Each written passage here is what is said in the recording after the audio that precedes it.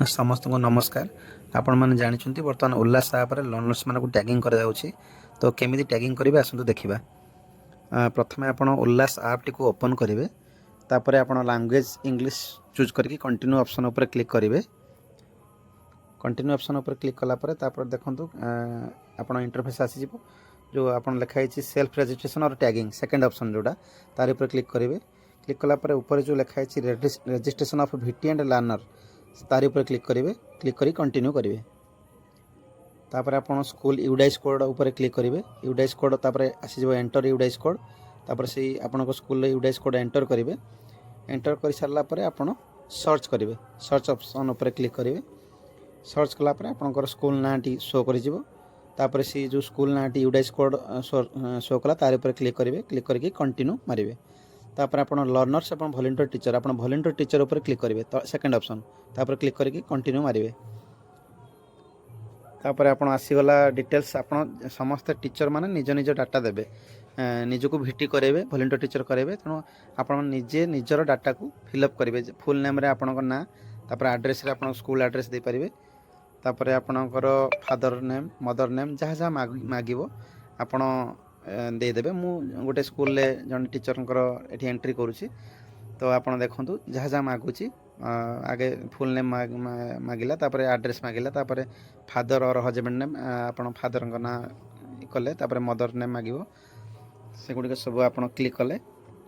Click कर सारापर जहाँ जहाँ डाटा आप गोटे टीचर बा गोटे भिटी मैक्सिमम 10 लर्नर्स मानक टैगिंग करेंगे तेणु आप बेनिफिशियरी जो मागे 10 बोली 10 नंबर आप देवे तेणु आप जहाँ जहाँ मागुच देखो मोबाइल नंबर मागिला आपंकर एज मागिब जेंडर मागिब कास्ट कैटेगरी मागिब ओबीसी कि एससी एसटी कि जहाँ मागिब ताको देवे तेणु गोटे भिटी 10 जन लर्नर को टैगिंग करेंगे तेणु आप बेनिफिशियरी 10 क्लिक करेंगे। क्लिक कलापर तापर सबमिट ऑप्शन उपर क्लिक कले तापर आपणकर स्कूल जेते जन थे लर्नर्स रजिस्ट्रेशन होते ना सब पलि आसला सब टैगिंग करेंगे। देखो आप हाँ ये आइडेंटिटी टाइप रे आप भोटर आईडी मारे कारण केवल भोटर आईडी ऑप्शन देखा आधार ऑप्शन देखनी तापर आप भोटर आईडी नंबर टी आप एंट्री करेंगे कारण भोटर आईडी नंबर टी आप सब टीचर मानक कहीदेवे से रखी थे पाखे से गुड़ एंट्री करेंगे ये सुविधा हम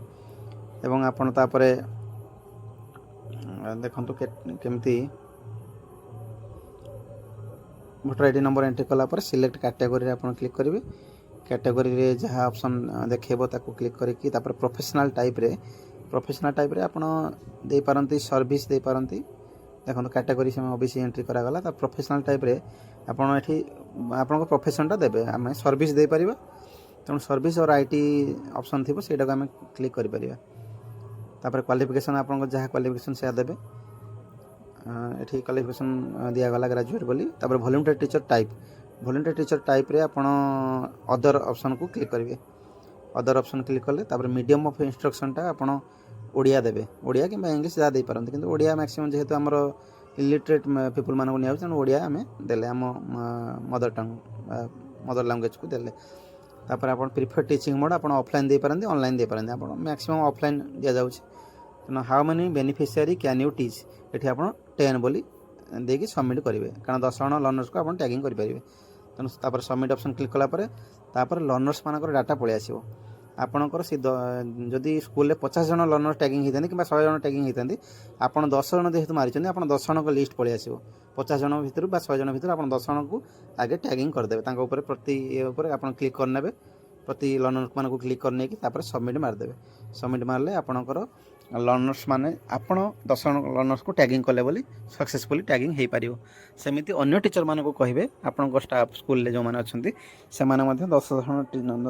जन लेखा लर्नर्स मान को टैगिंग करदेवे करदेला टैगिंग सक्सेसफुल हो तेणु जदि आउ कि बली पड़ती मन करूँ आप 3 जन स्टाफ अच्छा आउ कि बली पड़ुंट मनकर 50 जन अच्छा तेणु पाख स्कूल टीचर चाहिए से टैगिंग करेंगे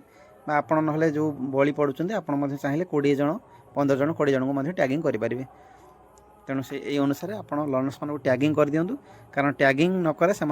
एग्जाम दे पारे ना कारण जो मैंने टैगिंग होती ही एग्जाम दे पारे। धन्यवाद समस्त।